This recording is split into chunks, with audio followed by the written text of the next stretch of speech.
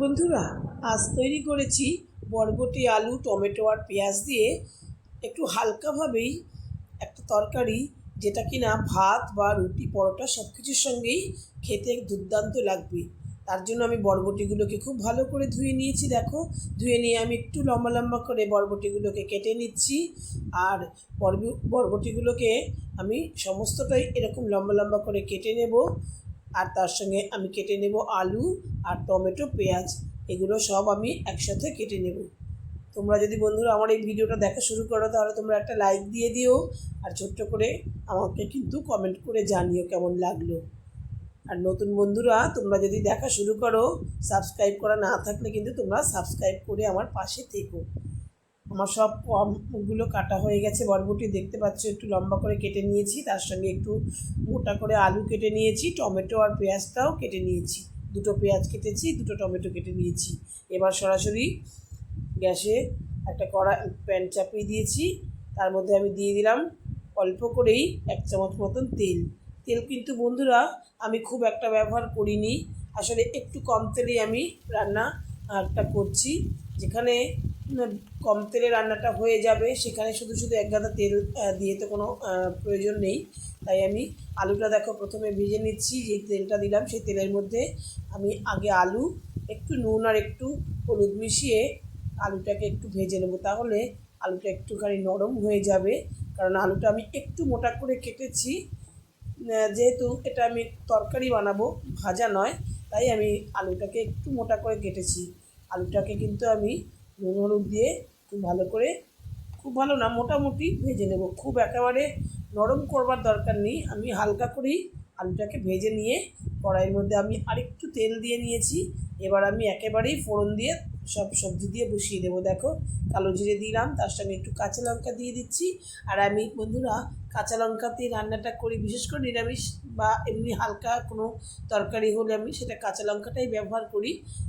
আর তোমরা চাইলে এখানে লাল লঙ্কার গুঁড়ো দিতে পারো, আমি দেব না। তো তারপরে আমি দেখো দুটো পেঁয়াজ আমি কেটে রেখেছিলাম, পেঁয়াজটাকে আমি দিয়ে লাল লাল করে ভেজে দিলাম একটুখানি 1/2 চামচ মতন আদা। আর আমি মশলা এখানে দেব না, রসুন দেব না। তোমরা চাইলে একটু রসুনের ব্যবহার করতে পারো। এখানে দিয়ে দেবো শুধু একটু জিরের গুঁড়ো, এটাই আমি দিচ্ছি মশলা হিসাবে, কিন্তু আমি আর কোনো কিছু ব্যবহার করব না। এবার একটু নুন আর হলুদ দিয়ে মশলাটার সঙ্গে খুব ভালো করে মিশিয়ে আমি এখানে জল দেব না। আমি দিয়ে দেবো এখানে যে টমেটোটা কেটে রেখেছিলাম, টমেটোটা, কারণ কি টমেটোর যে জলটা বেরোবে সেই জলেই কিন্তু মশলাটাও মানে ভাজা হয়ে যাবে, পুড়ে যাবে না। তাই আমি আলাদা করে জল দিলাম না। টমেটোটাও দেখো একটু যখন নরম নরম হয়ে এসছে, এই অবস্থায় আমি বরবটিগুলোকে দিয়ে দেবো। বরবটিগুলোকে দিয়ে, বরবটি খুব বেশি সময় তো লাগে না, খুব একটা শক্ত সবজি নয়। তো বরবটি দিয়ে আমি সব কিছুর সঙ্গে খুব ভালো করে প্রথমে মিশিয়ে নেব। আর বন্ধুরা, আমি কিন্তু যা নুন দিয়েছি প্রথমে পেঁয়াজ ভাজার সময়, যে নুন দিয়েছি, আর কিন্তু নুন এই মুহূর্তে আমি দেবো না। পরে লাগলে পরে আমি পরে নুনটা দিয়ে দেবো। নুনটা যে যেরকম খাও সে সেরকমভাবে দেবে। তারপরে 5 মিনিট ঢাকা দিয়ে রেখেছিলাম। দেখো, তারপরে বরবটিগুলোকে কিন্তু অনেকটাই নরম হয়ে এসেছে, একটু কমেও গেছে অনেকটাই। তারপরে আমি এই যে ভেজে রেখেছি আলুটাকে আমি এর মধ্যে মিশিয়ে দেব। আলুটাকে মোটামুটি অর্ধেক সেদ্ধ মতন হয়েই রয়েছে ভাজা অবস্থাতে। তারপরে আমি খুব ভালো করে এই মশলার সঙ্গে বরবটি আর আলুটাকে মিশিয়ে নেব। মিশিয়ে নেওয়ার পরে এখানে আমি জল দিয়ে দেব, পরিমাণ মতন জল দেবো। এটা তো আমার ঝোল তৈরি হবে না, এটাকে আমি একটু শুকনো শুকনো মতনই তৈরি করব। যেহেতু আলু আর বরবটিটাকে মোটামুটি সেদ্ধ হওয়ার মতন জলটা আমি এখানে দেব। সেরকমভাবে জল দিয়ে আমি মিনিট 5 মতন আবার ঢেকে রাখবো। এর থেকে বেশি জল দেবো না, আর একটু দেবো। দিয়ে আমি আলুটা যাতে সেদ্ধ হয়ে যায়, বরবটিটাও যাতে পুরোপুরি ভালোভাবে সেদ্ধ হয়ে যায়, আমি এটা ঢেকে রাখবো।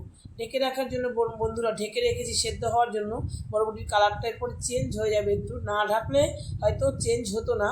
ঢেকে রাখার পরে দেখো, একটু পরে দেখাচ্ছি, মিনিট 2-3 মিনিট পর্যন্ত আমি ঢেকে রেখেছিলাম, তারপরে কালারটা কেমন চেঞ্জ হয়ে গেছে।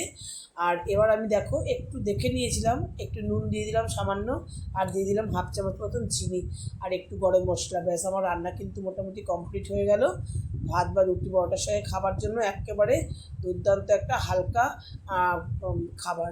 তোমরা আশা করি ভিডিওটা দেখেছো আর তোমাদের ভালো লেগেছে। তোমাদের সকলকে অসংখ্য ধন্যবাদ পুরো ভিডিওটা সাথে থাকার জন্য। দেখা হবে পরবর্তী ভিডিওতে। সকলকে ধন্যবাদ জানাই।